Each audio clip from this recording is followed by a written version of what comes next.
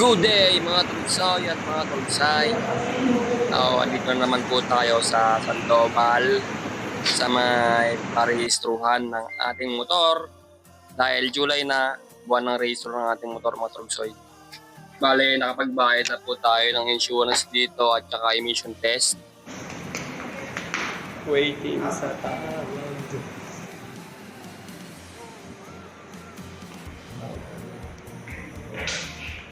Since 2023 ay dito na po talaga ako nagpaparehistro, gawa ng dito ay one stop na dito sa Sandoval na ito.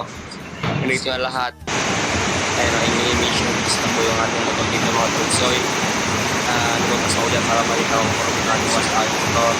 At after that, mamaya tawagin na ako para ibigay yung result po ng ating emission test. And after that, mga torgsoy, ito na dumating na po yung ating emission.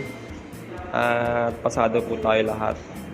Hintayin lang po natin yung insurance. Ito sa cashier. Insurance. Didiretso tayo dun sa loob ng office ng LTO para sa registration ng ating vehicle. Babayad tayo doon ng registration para sa LTO. At ito na. Ito na yung ating insurance stronghold. Pasok tayo sa LTO para magbayad. Ay, kailangan po yan, boss. Sino pong register loan nandito? Ako po.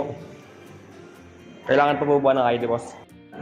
Yung, registered na tayo. Isang taon na ulit. Thank you po.